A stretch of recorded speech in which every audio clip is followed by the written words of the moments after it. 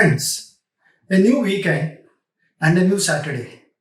Welcome to a new episode of Saturday Wisdom. This week, I will clear a few misconceptions on a novel project of the Government of India called the Agnipath. Several schemes and projects routinely get waylaid for want of an objective understanding. Today's talk was featured in the business world this month, and it was a combined effort by Lieutenant General Vinod G. Khandare, ex-military advisor NSCS, and a dear friend of mine. So here we go. We witnessed violent protests since mid-June after the announcement of the Agnipath Yojana, an armed forces transformative reform in the recruitment policy. The violence appears to be politically motivated, based on half-truths and lacks understanding of the national needs.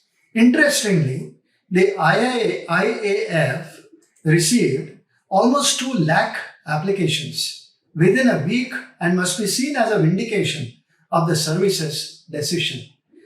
That it actually received almost 8 lakh applications is also very, very encouraging.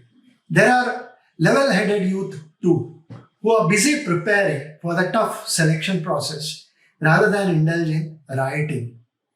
In a democracy, non-violent protest may be acceptable, but criminal acts of destruction dent the nation's image. More than 46,000 Agniveers will be recruited this year with 10th, 12th and ITI qualifications. They are entitled to a good monthly package along with risk and hardship allowances as applicable to the services. On release, they will receive a Seva Nidhi of about 11.71 lakh rupees. This will comprise their contribution, the accrued interest, and a matching government contribution, including interest. Seva Nidhi will financially empower the Agniveers being released and can be used for higher education, investments, or as initial capital for startups that they may be interested in. The youth, after an intense 4-year Rashtra Seva, will be empowered with operational on-the-job experience and a financial package. They will not be a burden on their family members. The nation needs empowered and confident youth rather than a generation of entitlement seekers. Seva Nidhi is exempt from income tax. Even as there will be no pensionary benefits, the tag of retirees in the prime youth will neither do good to the self-esteem of the youth nor to the society. The training they receive will stand them in good stead and find them an appropriate employment.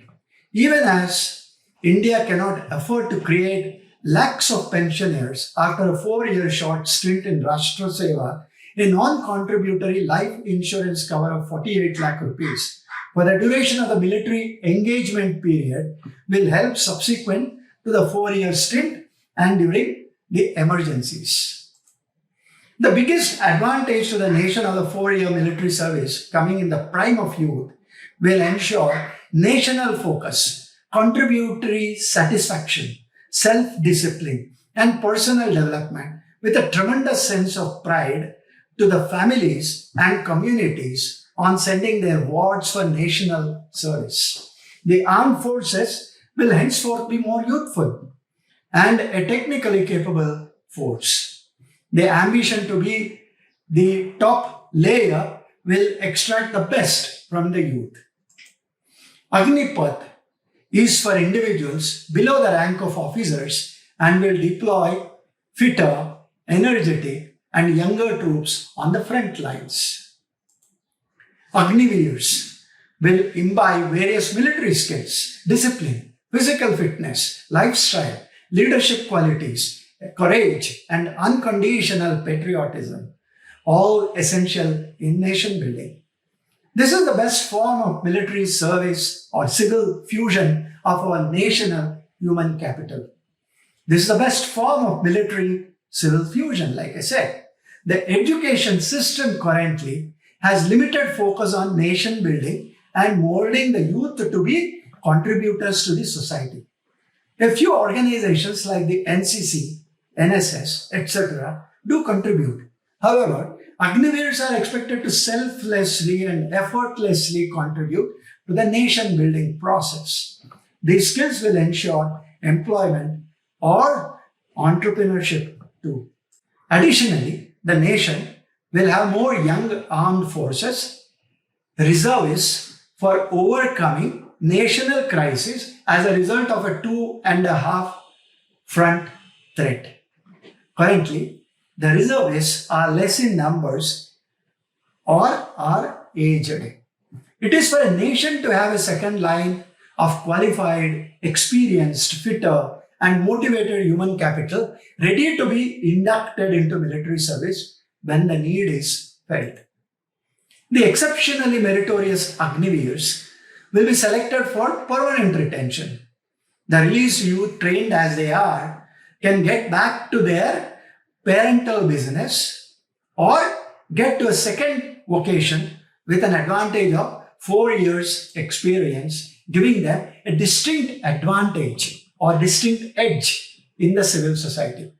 The 25% retained youth would serve for a further engagement period of 15 years, governed by the existing terms and conditions of service in vogue.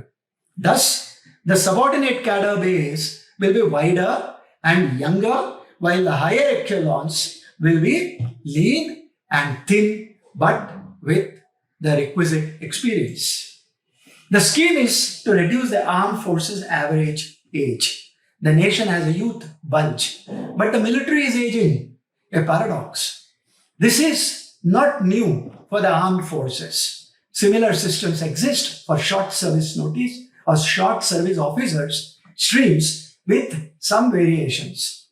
Even in the officer cadre, the plan has always been to have a bigger support cadre. However, it has not succeeded so far due to the neglect of the government in making severance packages better. Other persons, like the services themselves, dealing with the SSO entrants and the Indian mindset of seeking a government job which is permanent, contribute. Why did the youngsters protest? Were they ill-informed, misguided, or manipulated? Does the scheme turn military work into contractual work? Is the scheme meddling with the national security and its priorities? Is the concern that there is no job security after a 4-year training real? Is contractual work something new in India or in the world? Whatever be the rationale, there can be no place for stone pelting, arson, and unruly behavior in a civilized society. In a democracy, there is a justified expectation for transparency in development and governance. This must be different for the security of the nation because the adversary is very, very watchful of our challenges and sentiments, whereas agitational dynamics would only expose the fault lines to the adversary. Damage to public and private property is unfair to the honest taxpayers, a hard-earned income. This should be compensated by the mob, especially the instigators and the perpetrators. The injuries to the police personnel also need to be compensated by the rogues, many of whom appear to be well past their prime in age or character to be considered for a career in the military anyway. A certain argument is that the pension and salary burden is very high. The allocation for the military is to be balanced for sustenance and modernization, and optimization for security and development. Both are essential facets for conflict avoidance. When a war is waged, The only consideration is that of protection of the people, men, material, and security or sovereignty. Nothing else, be it Operation Rakshak 2, Operation Goodwill, Operation Good Samaritan, or Operation All Out Kashmir, or any other, all prove this point. New wars need security well beyond the physical territory safeguards. A strong economy is needed for maintaining a strong military and vice versa. A numerically strong military is not the only definition of a strong military. Technology empowerment of the military has to be timely, in adequate numbers, and of quality, which also needs money. Indigenization also needs money, which ensures strategic autonomy for us. Thus, a fine balance is needed at the national level, a responsibility well understood, and is being ensured with hard decisions being taken by the apex level authorities in the military as well as the government of the nation. A democracy allows a multiplicity of views or viewpoints. Those viewpoints must result in healthy debate and seek answers to the really vexed problems or concerns and not take convoluted or motivated positions. These are serious issues and should not be expected to be solved on the streets and in the constant focus of the global media. Some corporates and government departments have assured hiring of Agniveers over others based on merit. This must be lauded.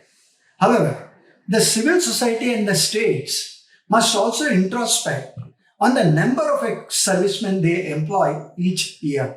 65% of our youth are in the age group of 20 to 35. They all need to be good citizens, well-trained and skilled. It's a huge challenge for the nation, not for the armed forces alone. The scheme is certainly innovative and transformative. The lingering questions, however, are related to meritorious youth not opting for the military and the ones getting released being a burden.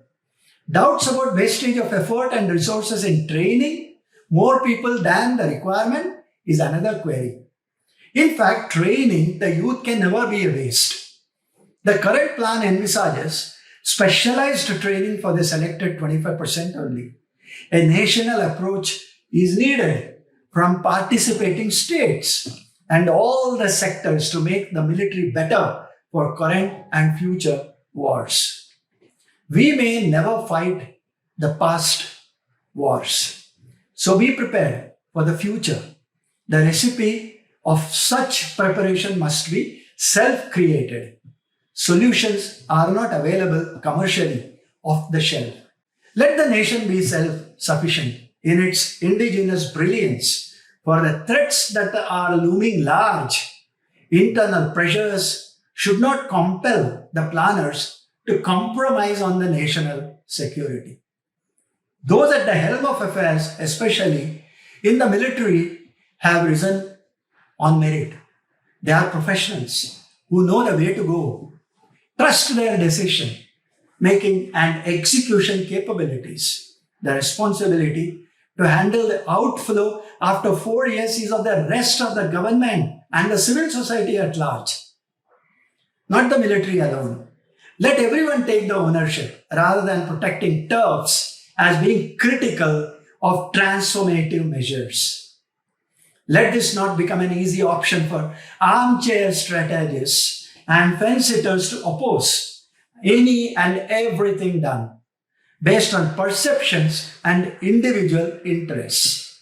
Remember what Alexander Hamilton, the founding father of United States, said once: "Those who stand for nothing fall for anything." Friends, hope you have an objective picture of the scheme of Agnipath now and what Agniveers will be expected to do in the future. As my wont, I promise to return back the next Saturday with yet another episode of My Saturday Wisdom. Until then, thank you, Dhanyavad, and Namaskar.